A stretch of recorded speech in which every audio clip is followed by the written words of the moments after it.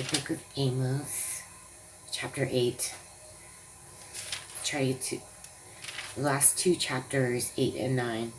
Thus hath the Lord God shewed unto me, and behold, a basket of summer fruit. And he said, Amos, what seest thou? And I said, a basket of summer fruit. Then said the Lord unto me, this end is come upon my people of Israel. I will not again pass by them any more. And the songs of the temple shall be howlings in that day, saith the Lord God. There shall be many dead bodies in every place. They shall cast them forth with silence.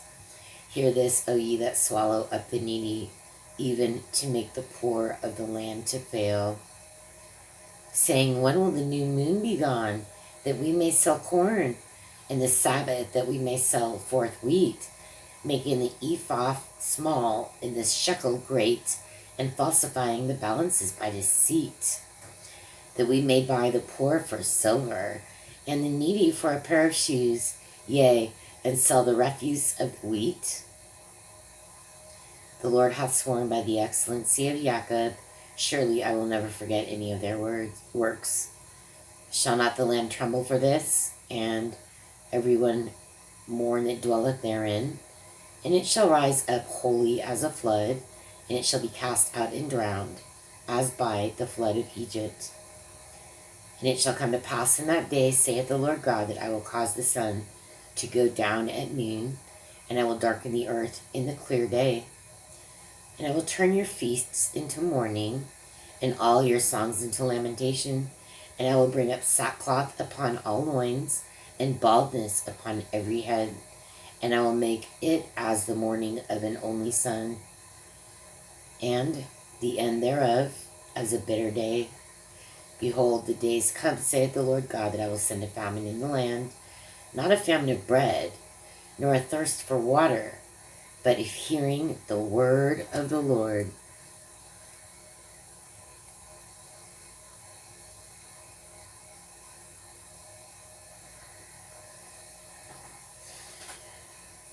That's a very important verse.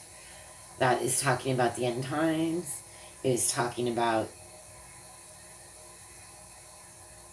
just what it says. Behold, the days come, saith the Lord, that I will send a famine in the land, not a famine of bread, nor a thirst of water, but of hearing the words of the Lord. Uh-oh. And they shall wander from sea to sea, and from north even to the east. They shall run to and fro to seek the word of the Lord, and shall not find it. That's when they take it off the internet. The internet breaks down, they burn all the books, whatever happens. Make it illegal to have a Bible. Yeah, it's coming. In that day shall the fair virgins and young men faint for thirst. They that swear by the sin of Samaria, and say, thy God, O Dan, liveth. The manor of Beersheba liveth. Even they shall fail and never rise up again. Chapter 9. I saw the Lord standing upon the altar, and he said, smite the lintel of the door, that the posts may shake, and cut them in the head, all of them, and I will slay the last of them with the sword. He that fleeth of them shall not flee away, and he that escapeth of them shall not be delivered. Though they dig into hell, hence shall mine hand take them. Though they climb up to heaven, thence will I bring them down. And though they hide themselves in the top of Carmel, I will search and take them out thence. And though they be hid from my sight in the bottom of the sea, thence will I command the serpent, and he shall bite them.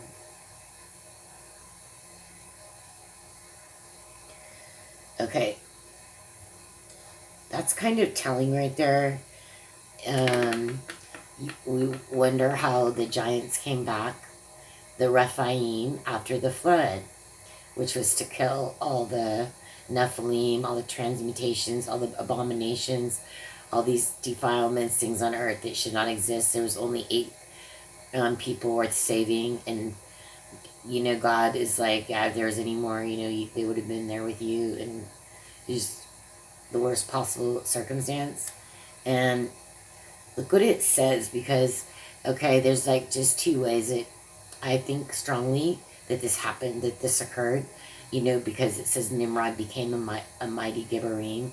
He became a mighty man.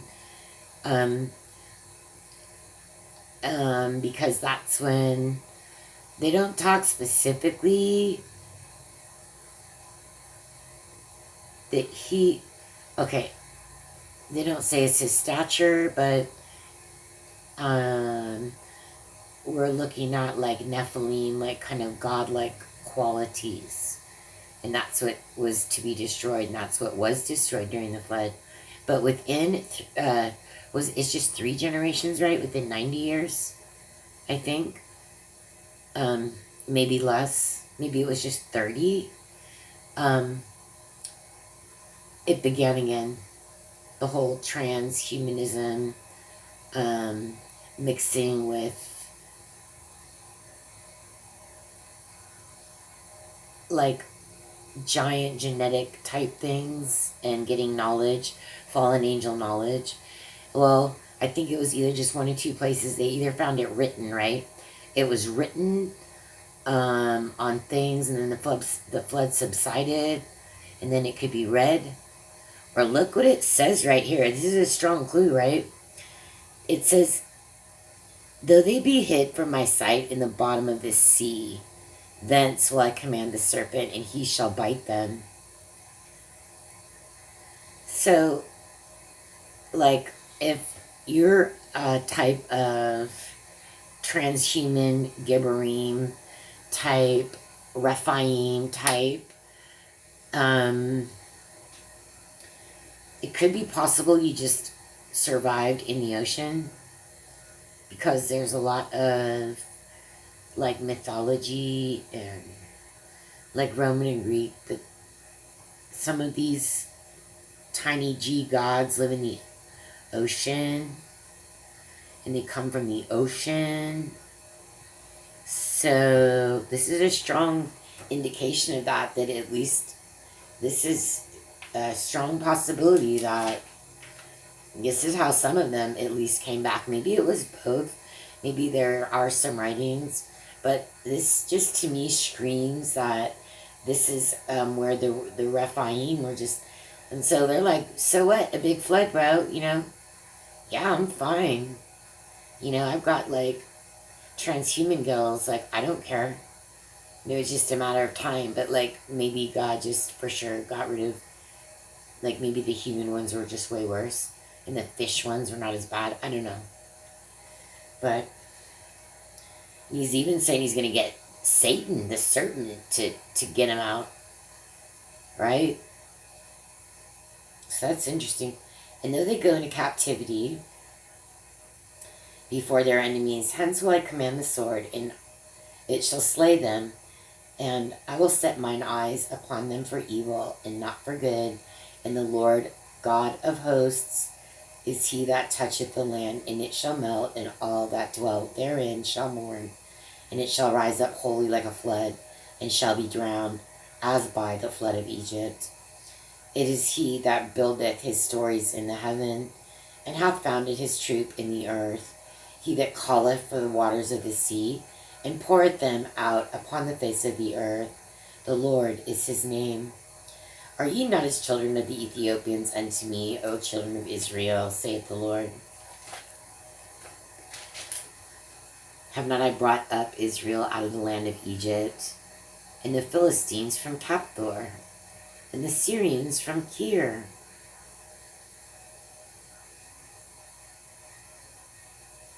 I don't understand this, because Capthorim is like the father of the Philistines, right? So it's like saying they were slaves of this guy Capthor, but Capthor is their genetic father. His name's Capthorim or something. Capthorim. Let me try to find it.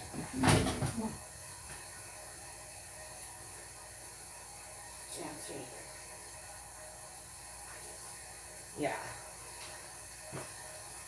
Because, see, this line is from Canaan and Mizraim. But I don't know if this is the Mizraim or Canaan line. But it goes the Ludim, the Kapthorim. This must be the Canaanites. And there's 7 families. See, look. The Ludim, Kapthorim, Anamarim, Lihabim, Naphthasim. Okay, here, it's written about in Genesis. The Ludim, Genesis 10:23. Kapthorim, I can't see. Anamim, Genesis 10:33. Lihabim, Genesis 10:33. Naphthuim, Genesis 10:33. Pathruthim and the Kafkuim, but in particular, the Philistines came straight from this Kapthorim tribe, and this guy created the Philistines. I guess it's not a guy. Maybe this is a tribe. No, this is a guy. Yeah, Kapthorim. So why does it say this? This is interesting. It's a study in itself, right? You see what it's being compared to? They're saying God brought Israel out of Egypt, right? So this is what this whole book has been about so far, right? And then, of course, it happening again and being taken to Babylon. But this author, AMOS, it had not happened yet. But he's still talking about like the future, it seems, right? When he's talking about they shall wander from sea to sea, from the north even into the west, even into the east. They shall run to and fro to seek the word of the Lord and shall not find it, right? Maybe that went on this whole time. Actually, it's not something I believe is just reserved for the future. I believe this has occurred since this time of Amos. But it may get very much worse, right? But that's already occurred, right? Because when you're taken as a slave into another place, they're not giving you your books. You're not going to remember. You're there for 400 years. So that's like over 10 generations, right? Their books are gone. But look how this compares taking Israel out of Egypt to the Philistines from Kapthor. What in the world does that mean?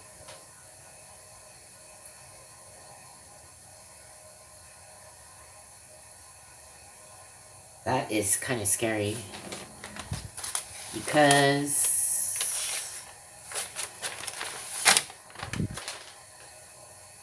see, here.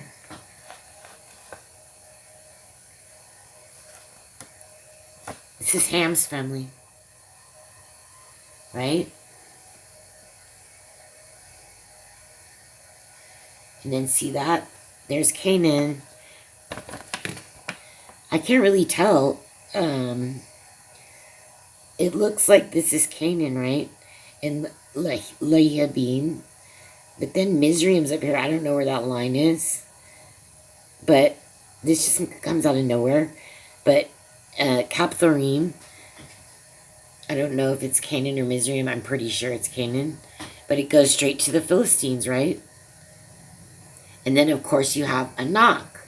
The sons of Anak. Right? Ahiman, Sheshe, and Talmai. Right? They're from the Philistine line. Here's another guy from the Philistine. Who's that? Maok.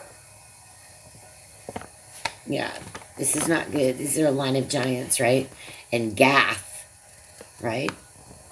Gath of the Philistine. I don't see his name here yet. Maybe it's down here. But even before Anak, So that's Captorim is the father of the Philistines. So how come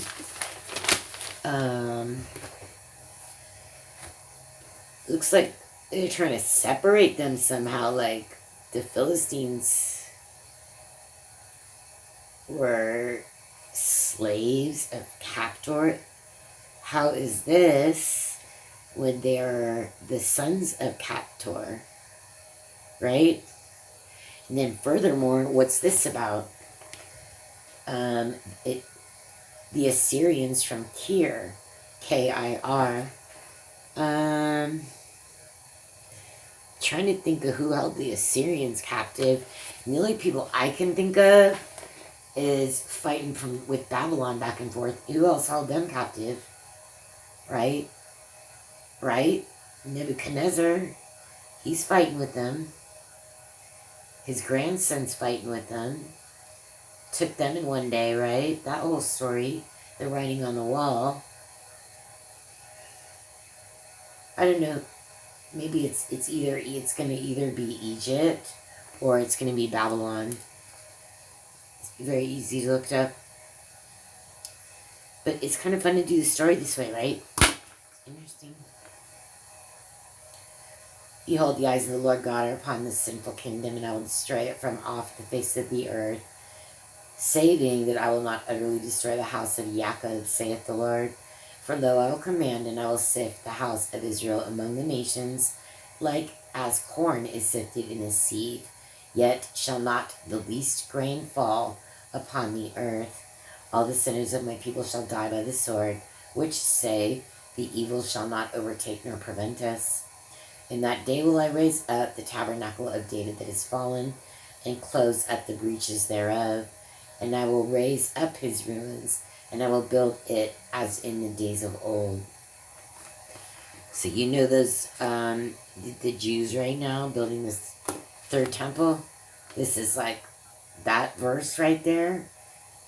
You can be sure it's written in Hebrew on some of their stuff. That they may possess the remnant of Edom and of all the heathen which are called by my name, saith the Lord that doeth this. Behold, the days come, saith the Lord, that the plowman shall overtake the reaper,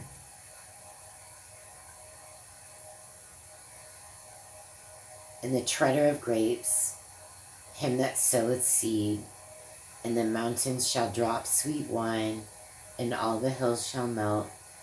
And I will bring again the captivity of my people of Israel. And they shall build the waste cities, and inhabit them, and they shall plant vineyards, and drink the wine thereof. They shall also make gardens, and eat the fruit of them. And I will plant them upon their land, and they shall no more be pulled up out of their land, which I have given them, saith the Lord thy God. That's another one. You better believe that this Amos right here, this chapter, this verse 11 and 15, that's up there rebuilding the new temple. These two verses are going to be in Hebrew over a lot of that stuff that they're putting in there, and over a lot of things that they are writing between each other. And that's it. And we just have Obadiah next, and that's just one chapter. I think it's the shortest book in the Bible. Maybe there's something shorter. Nahum is looking pretty short. Nope, it's larger. Habakkuk is even 3 chapters. Zephaniah is 3. Haggai is 2. Zechariah is like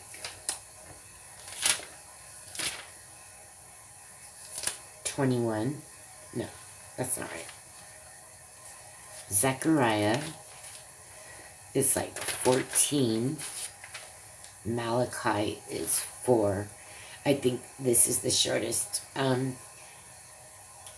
book in the entire Old Testament, and it's called the Book of Obadiah. And that's next.